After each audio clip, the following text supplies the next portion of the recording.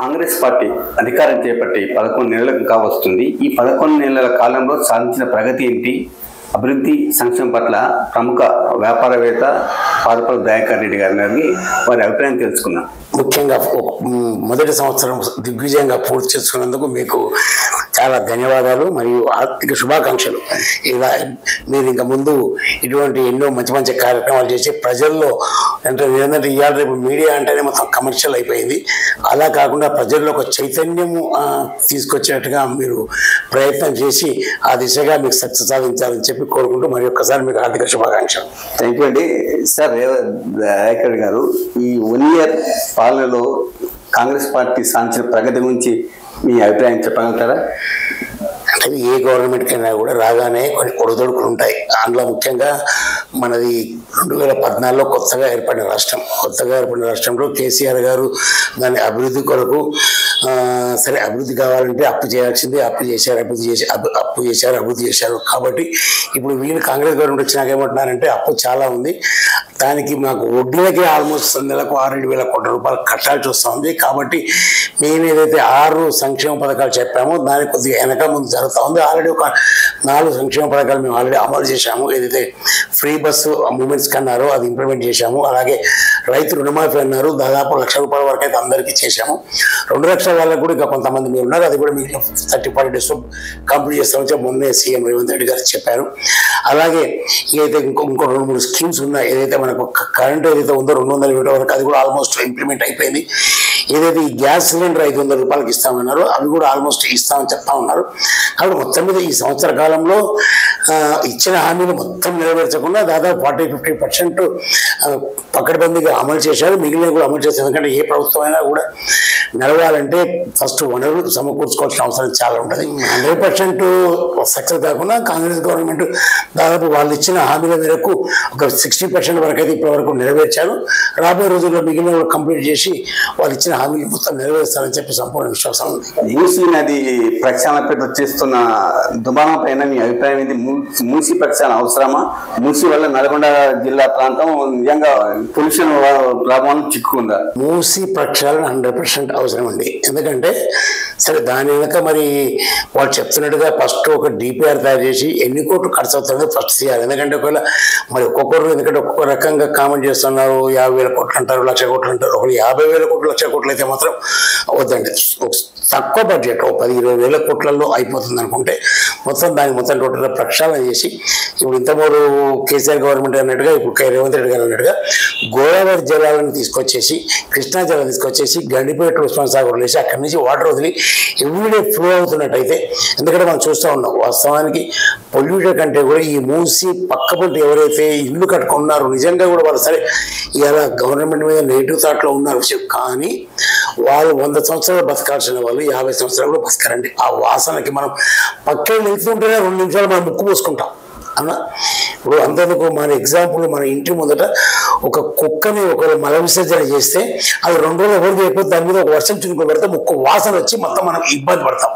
అటువంటిది ఇన్ని లక్షల మంది దాదాపు 1.5 కోట్ల మంది జనాభాది మూసీలో వాటర్ పోయి డ్రైనేజ్ వాటర్ పోయి పోతూ ఉంటే అది డెఫినెట్గా ఒక రకమైన పొల్యూటెడే. డెఫినెట్గా ఆ వాటర్ ఇక్కడి నుంచి పోయి గౌరవుల దగ్గర మొత్తం టోటల్గా దాన్ని రీసైకిల్ చేసి అక్కడి నుంచి మళ్ళీ పారుదలకు ఇస్తూ ఉన్నారు. ఎంత ఉన్నా కూడా ఎందుకంటే నేను ప్రత్యక్షంగా నా స్వగ్రామం కూడా అక్కడే ఉంది, మూసి కిందే ఉంది. అది 100% పంటలైతే పండిస్తూ ఉన్నాం.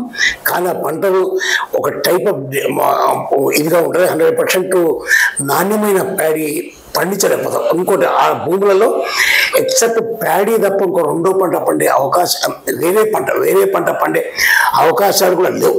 కానీ నా ఉద్దేశంలో ప్రక్షాళన మాత్రం 100% అవసరం. కాకపోతే దాని బడ్జెట్ మన తెలంగాణ భరించే స్థితిలో ఉందా, భరించే స్థితిలో లేదా అని ఒకసారి చూసుకొని అవసరమైతే అఖిలపక్ష మీటింగ్ పెట్టి అందరూ ఒపీనియన్ తీసుకొని ముందరైపోతే సరిపోతుంది. ఎందుకంటే ఇది ఒక్క కాంగ్రెస్ మేనిఫెస్టో కాదు, కాంగ్రెస్ వాళ్ళు ఇచ్చిన 6 హామీలలో కూడా లేవు. కాబట్టి దీన్ని ఒక అఖిలపక్ష మీటింగ్ వేసి అందరూ అంటున్నారు, ఇవాళ బీజేపీ వాళ్ళు అంటున్నారు, టీఆర్ఎస్ వాళ్ళు అంటున్నారు చేయాలి ముఖ్యపక్ష, కానీ అమౌంట్ ఇంత ఎందుకు అవుతుంది? అందుకొరకు ఒకసారి మొత్తం డిప్లై తెప్పించేసి దానికి ఎంత ఖర్చు అవుతుంది, దాన్ని ఏ రకంగా మనం చేయగలమో చెప్పి తప్పకుండా మాత్రం, ఎందుకంటే వికారాబాద్ నుంచి మొదలుపెట్టి సూర్యాపేట వరకు పారే ఈ మూసీలో దాదాపు కొన్ని లక్షల ఎకరాలు దాని ద్వారా అవుతుంది, రైతులకు ఎంతో బెనిఫిట్ అవుతుంది. ఆ మంచి వాటర్ తీసుకొచ్చేసి ఇక్కడ వేసి ఆ వాటర్ ఫ్లో చేస్తే మళ్ళీ కంటిన్యూషన్ ఆ వాటర్ సూర్యాపేట నుంచి మన కిందికి కూడా పోతా ఉంది. కాబట్టి ప్రక్షాళన మాత్రం నా ఉద్దేశంలో అవసరమే. అనేక వ్యాపార రంగాలు కుంటుపడిపోయింది. కారణాలు ఏమైనా దీనికి ఒక్క కారణము అని నిమిత్తంగా చెప్పలేం, అనేక కారణాలు ఉన్నాయి. మన పక్క రాష్ట్రంలో ఎప్పుడైతే మొన్నటి వరకు ఏమైందంటే అక్కడ అమరావతి రాజధాని, కడప రాజధాని, లేకపోతే వైజాగ్ రాజధాని, 3 రాజధానుల సూత్రంలో ఇంత 3 జగన్మోహన్ పోయేసరికి అక్కడ ఉన్న జనాలు కన్ఫ్యూజ్ అయిపోయి రియల్ ఎస్టేట్ అక్కడ కాదని చెప్పి వాళ్ళందరూ మొత్తం హైదరాబాద్ మీద రియల్ ఎస్టేట్ డెవలప్ చేశారు. సో ఇప్పుడు ఎక్కడైతే అక్కడ స్టేబుల్ గవర్నమెంట్ వచ్చేసి మాది అమరావతి విజయవాడే రాజధాని, కాకపోతే ఫైనాన్షియల్ సిటీ వైజాగ్ అభివృద్ధి చేసుకుంటామని చెప్పి చంద్రబాబు నాయుడు చెప్పేసరికి ఏమైపోయిందంటే ఇక్కడ ఎవరైతే ఆల్మోస్ట్ విల్లాస్ తర్వాత ఈ అపార్ట్మెంట్ కడుతున్న బిల్డర్స్ కొంతమంది అక్కడే మూవ్ అయిపోయారు. అది కాకుండా ఆల్మోస్ట్ ప్రపంచవ్యాప్తంగా రెసిషన్ పీరియడ్ నడుస్తూ ఉంది, జనాల దగ్గర డబ్బులు లేవు. ఇలా మన హైదరాబాద్లో కూడా కొన్ని లక్షల అపార్ట్మెంట్లు అమ్ముడుపోయిన అపార్ట్మెంట్లు చాలా ఉన్నాయి. ఇంకా ఏంటంటే రియల్ ఎస్టేట్ కట్టే వాళ్ళకి అదే బిజినెస్ కాబట్టి కొంటూనే ఉన్నారు, కడుతూనే ఉన్నారు.